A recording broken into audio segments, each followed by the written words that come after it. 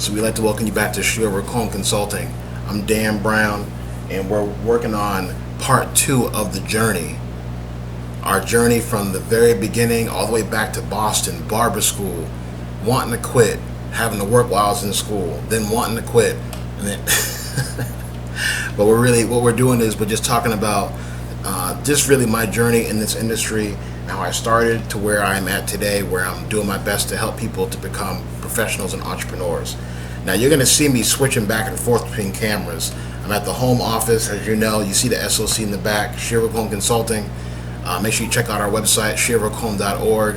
Make sure you check out our YouTube page. So I'm working on a couple different things. I've got this camera right here that I like because it's widescreen, even though it's a little bit too wide, but it's cool though. And then I actually have see, this is how you know we're live. And then I have my cell phone, all right, on my Instagram live over here. So we said it was gonna be live. We were saying that we wanted to just be impromptu, not have it super, I don't want to say professional because it's professional, but I'm doing this really for my students that are in my classes. So my primary camera is gonna be right here on the main screen because this is gonna be recorded, and I'm going to be utilizing these types of avenues to be able to get content out for my students and for everybody else that feels that they can benefit from it. So we appreciate you joining us. I'm kind of like feeling the vibe of going back and forth. So I hope it's not confusing you. But my main camera's gonna be right in front of me. So where we left off, I'm in barber school in Massachusetts, Mass School of Barbering. We got a chance to shout everybody out, and eventually I graduated. So it's 2003, okay? So at this point, 2003, it's February 1st, I believe it is, 2003. It was a massive snowstorm in Boston, and I think the next day, I actually moved to Georgia. No, it was February 2nd, and then it's February 3rd. I drove down in my blue Ford Taurus. Hey, what's up, Les? I drove down in my blue Ford Taurus with my brother Adam down to Georgia. So long drive. I remember I didn't have any money. He was kind of mad at me, like, what do you mean? Like, you're grown, you didn't have any money to drive down, and you're moving. So I remember being like heated at him for the whole 18-hour trip. But so I moved down, and so the way that it works when it comes to different state boards, depending on the state that you're in, is that every state board dictates the amount of hours that you have to have if you're going to go to school to get your license. So in Massachusetts, the amount of hours is 1,000 hours. So basically what that means is you go to barber school for 1,000 hours, then you take your state board exam, and then you get licensed. Now in Georgia, the amount of hours is 1,500 hours.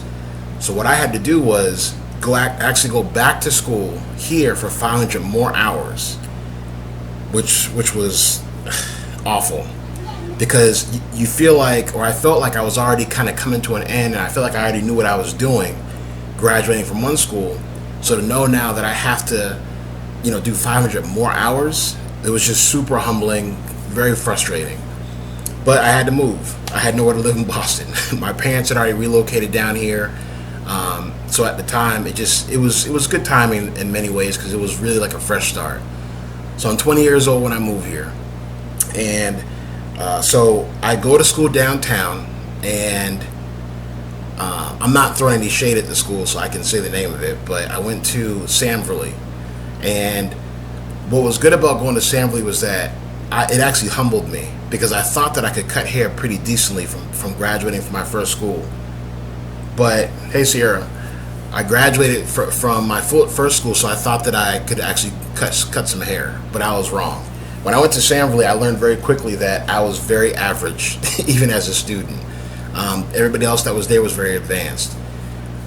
Big shouts out to Mr. Heath, who was a young instructor at the time. And I remember I really did not like going to school, because at Mass School of Barbering in Massachusetts, we cut Caucasian hair along with black hair, Dominican, Spanish, like just across the board. But when I came to Georgia, we were really required to do more than just cut hair. We were required to do relaxers, roller sets, perm rods, along with being able to cut and style hair. So it was very much so a culture shock in many ways, and it also was. I hated it. I hated it because I felt like I didn't come to barber school to put rollers in people's hair. I came to just cut hair. So it was humbling because I had to learn how to do those things, which I didn't really do much of in Massachusetts because it wasn't required on the state board exam. And on top of that, I just wanted to know how to cut hair. So this is going to be a recurring theme as I get into my educator part down the road. Because most students don't want to learn certain things when they're in school, and then they realize the value of it when they actually graduate. So anyway, I'm at Sanverly, and I live in Gwinnett County. Sanverly is downtown, or at the time it was on Mitchell Street, I think it was, in downtown Atlanta. So it was a long drive going to school. I went there for literally a week, and then, like a lame, I quit. Now I say I was lame because, you know, it worked out in the long run, but I quit for the wrong reasons. And I remember, it was funny because I remember writing a check, or my parents wrote a check for me to be able to start school. I was there for about a week. I told them how much I didn't like it. And I said, you know, and it's really far too, you know. So I made all these excuses, you know, to quit going there and try to find another school. So I remember my dad coming all the way down to the school, and we got a check. Like, so basically, I was only there for a week, so they basically wrote me a check back. I don't even remember how much it was, giving me most of my money back. And I remember walking to the car. Like I said, Atlanta's completely new to me. We had visited one time in 1998 when I was, I think, 14. For the most part, like I said, it was just a big culture shock for me. But I remember being downtown in Atlanta, and I don't know what street it was, and I remember having like in a folder in my hand with some paperwork and the check. So I'm walking with my dad, and all of a sudden we get close to the car, and I'm like, let me check this folder. And I open the folder, and I realize the check is gone. So I'm like, he's gonna kill me. So I turn to my dad, I'm like, I think I lost the check, you know. So he's like, okay, let's just retrace our steps. So my dad's always like, he's just a beast. Like, he never gets too excited for the most part. Like, he's very very calm under extreme pressure from what I've seen. You know, and when I want to like slap somebody, he'd be the one to be like, relax. So I retraced my steps. So we're walking back, like on the street. I'm like looking on the street, walking back towards the school, and I find the check on the ground, just like on a sidewalk somewhere. And it was for a few $1,000s, I know for sure. I still can't believe that story. So we found the check. I was out of that school. But I always remember that specific story. So fast forward, and I end up finding a school in Decatur on Candler Road. So the difference was Mitchell Street, I remember I used to get off at exit 58 on I-20. Candler Road was exit 65, which was in Decatur, which is a little bit closer. Now, I don't know why I didn't just find that school in the first place, but you know, anyway, I ended up going there. It was called the Hair Schools. Now, for those that are in Atlanta, I had two legendary instructors. I had Mr. Bugs and I had Mr. Thigpen. Mr. Bugs was like one of the nicest people you'll ever meet. Mr. Thigpen was super mean, super aggressive. But both of them helped me out in many ways. Specifically Mr. Thigpen, believe it or not. Now, what I learned when it came to going to school in Decatur, I mean, those were some of the more memorable times that I had. Like I said, it was a culture shock in many ways, because I remember like going at lunchtime and playing basketball at McAfee Park up the street from the school. I remember going to the flea market across the street. It was just crazy. It's funny thinking back then. And what was cool about the school was this was barber school at a whole different level than I had ever had a part of before. Mass School of Barbering was good because it set a foundation.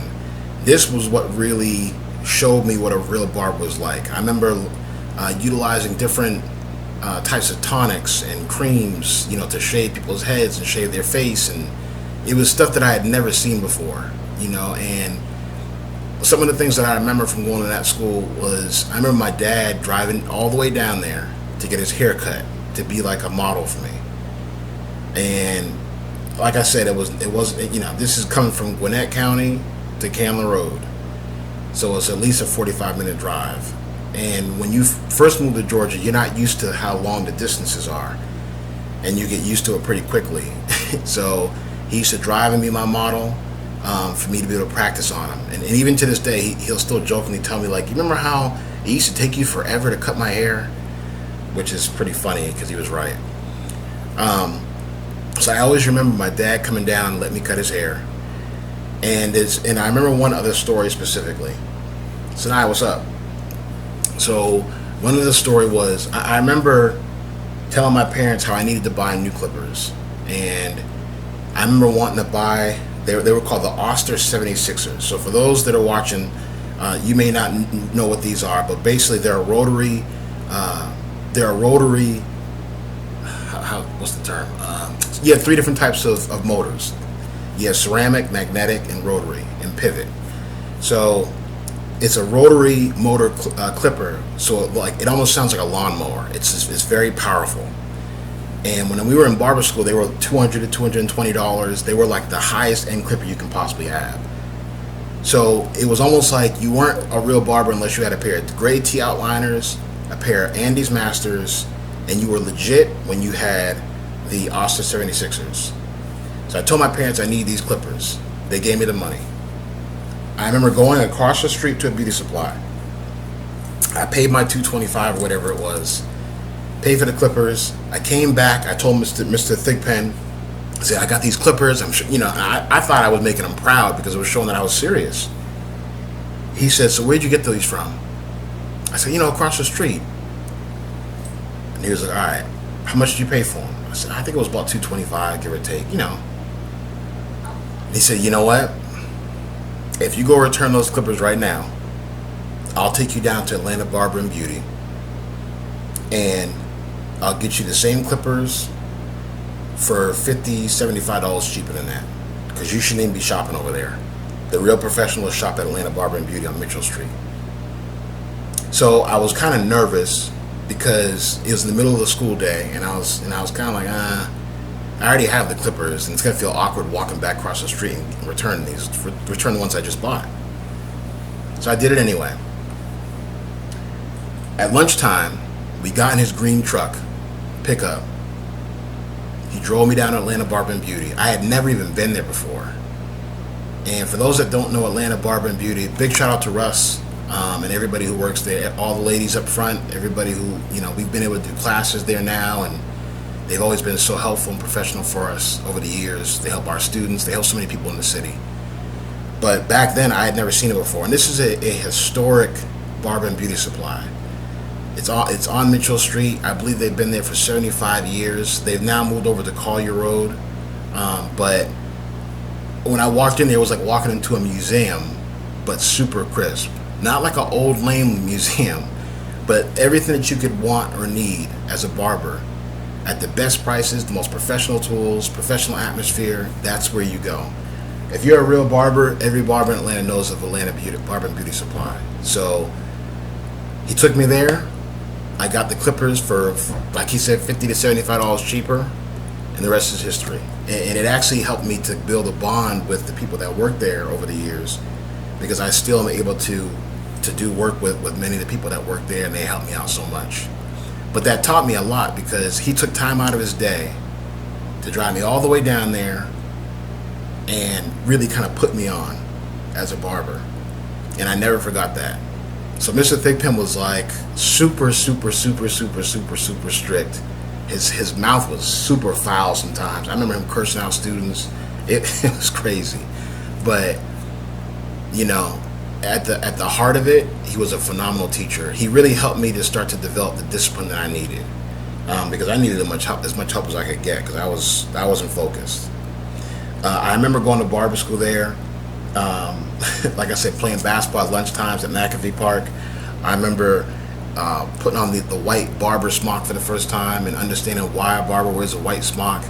And one of the reasons is, and you'll learn this when you go to barber school, for many of you, but when you're trying to figure out the contrast of hair that may be sticking up, or if you're trying to look at the contour of somebody's head, if you're trying to look to see if a blend is even or not, what you can actually do is use the darkness of the hair, turn the client to the mirror, and look at the contrast of the hair to the white of your smock. You can look to see if there's hair sticking up, because the contrast of the darkness of the hair will always have a backdrop of the whiteness of the white of your smock. So just understanding a lot of historical things, about how I remember Mr. Bugs saying that barbers don't chew gum; they use mints, because nobody wants people chewing in their face. So it was like a lot of these little gems. Like, you never go over the top of a client to put a cape on. You come from the side, because it's rude otherwise. So a lot of these different things are traits and attributes that I really still teach today. And obviously some things change, but ultimately it was really that type of foundation that really helped me. And I feel like I really became a legit barber when I went there. So after I went to that school on Candler Road, I graduated. I passed my state board test in the first try. The state board test consisted of doing a haircut and a shave on my father, and then also doing a little bit of mannequin work. I don't remember, I think it was chemical wave rods. But it went by pretty quickly, and I was licensed. Back then they would give you a permit to work until the license came in the mail. And I started at my first barbershop. And that's where I'm going to leave you guys for today.